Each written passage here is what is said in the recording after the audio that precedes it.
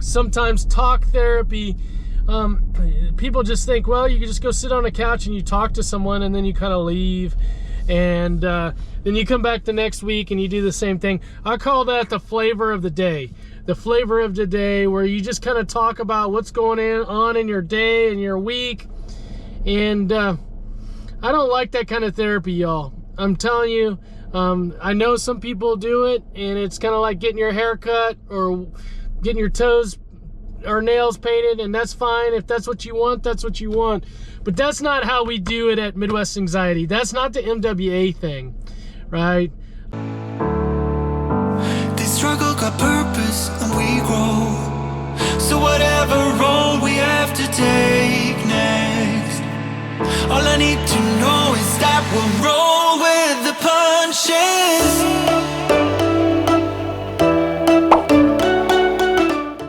All right, fam. Back for another day of life.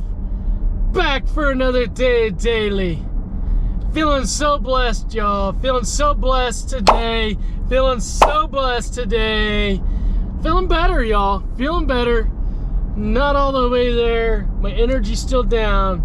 But so blessed that I get to just spend another day.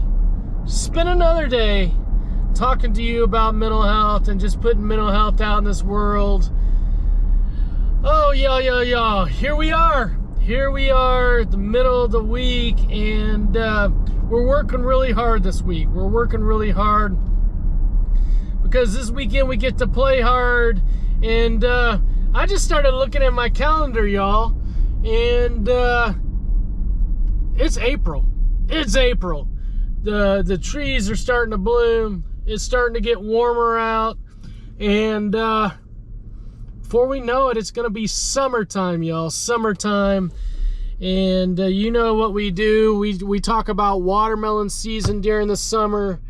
We listen to good music. We swim a lot. Those are all the things that we do in the summer. But before we get there, we got about 6 more weeks or so of school and just working hard. I know a lot of you students right now are doing state assessments and just doing all that stuff. So you guys keep working hard. Keep just doing what you do to be great. And before you know it, it'll be summertime. All right, y'all. I got a full rocket ship of clients today, and I'm off to see some clients. So you know what we do. You guys are going to just sit back, put on your seatbelts, and enjoy this ride around doing community therapy today, y'all.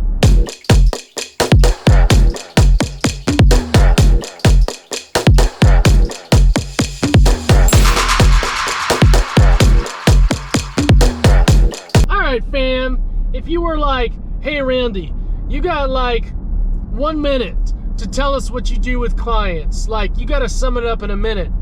I mean, I'd be like, all right, I can do that in like less than 30 seconds, maybe less than 15 seconds. Put me on the clock. You ready? I help people squeeze the most out of all the great things in their life and help them get through the struggles. Help them find the skills to get through the struggles. All right, y'all. How many seconds was that? 15? I mean, if I could boil it down, it's just enjoying the great things in life, y'all. Just enjoying all the great things and getting the most out of those times. And just when times are tough, just getting through it. Just finding a way to get through it, and hopefully you learn some skills in therapy to get through it. That's what we do. That's what we do every day, all day. Is just that. And I mean, I find it so enjoyable to just walk along, just be a small part of people's journeys into their lives, and just helping them find ways just to get the most out of it.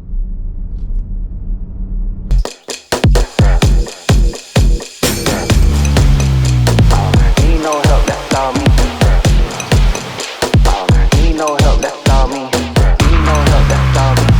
Need no help, that's all me. Need no help, that's all me. Need no help, that's all me.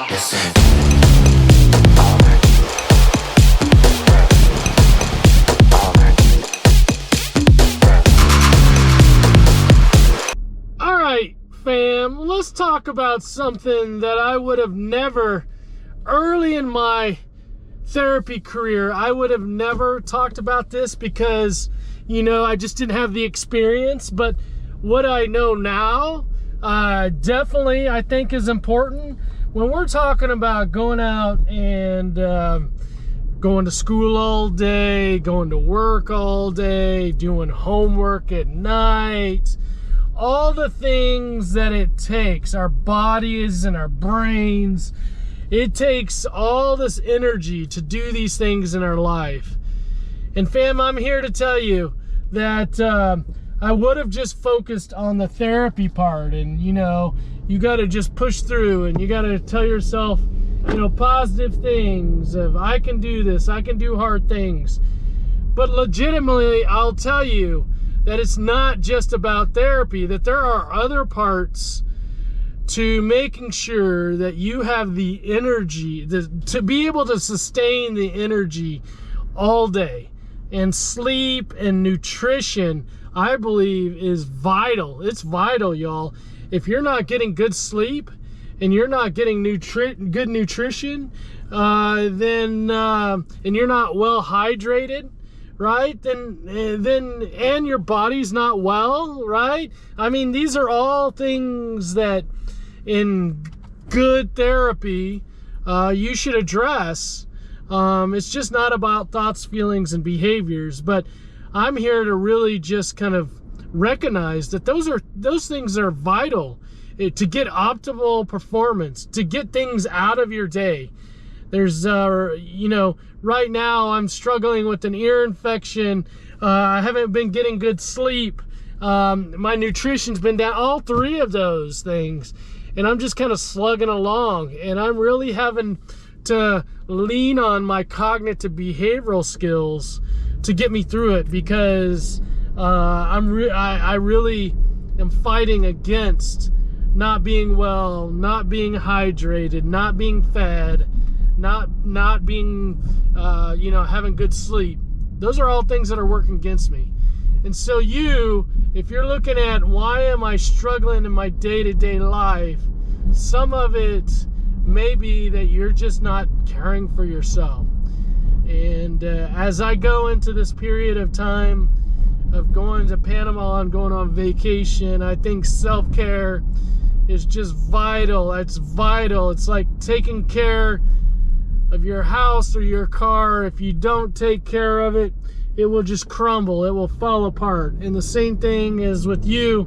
If you don't take care of yourself, then you're going to end up falling apart. Your body isn't going to be able to sustain itself. Your brain isn't going to be able to sustain itself unless you're caring for it. So I'm here just to bring awareness to, it's really, really important that you think about all those self-care things, y'all. That's why I talk about downshifting on the weekends and just being able to rest and relax if you worked hard, because we need that downtime, y'all. We need that downtime, all right?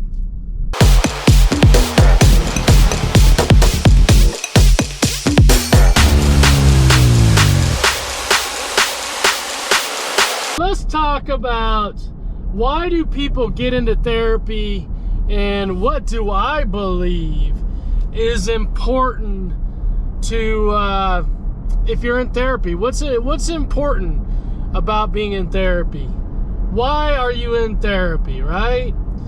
So for some people, they just want to talk with someone that's supportive and empathetic and compassionate. You know, maybe they don't have that person in their life, which is I think is great. I think, you know, you probably hear that I want to take therapy to a different level, though. I think it's more, I think therapy, sometimes talk therapy, people just think, well, you can just go sit on a couch and you talk to someone and then you kind of leave, and then you come back the next week and you do the same thing. I call that the flavor of the day.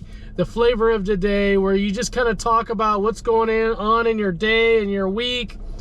And I don't like that kind of therapy, y'all. I'm telling you, I know some people do it, and it's kind of like getting your hair cut or getting your toes our nails painted, and that's fine. If that's what you want, that's what you want. But that's not how we do it at Midwest Anxiety. That's not the MWA thing, right? We do have that compassion and that empathy, you know, we'll sit and we will meet you where you're at. We will meet you where you're at. But we are definitely a goal-directed treatment. We establish goals, and then we set out to accomplish them. And how we accomplish them is to give you skills, and then as you have those skills, we're gonna observe you using those skills that you have learned, and then we're gonna hold you accountable in your everyday life to use those skills, okay? So if you're struggling in school and you don't go to school, you're gonna get a phone call from us, or you're gonna see that we're gonna be like, okay, I'll meet you at school at 11:30, and we'll talk through kind of what it took to get to school. If you're afraid of an elevator, we're gonna meet you at the elevator and hold you accountable for using those skills. We believe therapy is about learning about yourself, learning a set of skills, trying it all on, practicing what you're learning, and then going out and doing it in your everyday life. We don't believe it's the flavor of the day. We don't believe it's just sitting around talking. And I think that's why we have such a good reputation and people really value our work, is they understand and they see that when we mean business, we mean business. And when we are done and we have accomplished our goals, we'll sit around the campfire and just we'll just talk. But when it's work time, we're working. We're definitely working, y'all. Our therapy, the MWA thing, is for some people. It's not for everyone, and that's fine, because there's all kinds of different therapies out there, all different treatments, all different therapists. You have to find what works well for you. But if you want to learn skills, you want to learn about yourself, if you want a program that holds you highly accountable for using those skills, that's us, y'all. That's us. All right, y'all? All right, fam. One last thing on today. Emotional regulation.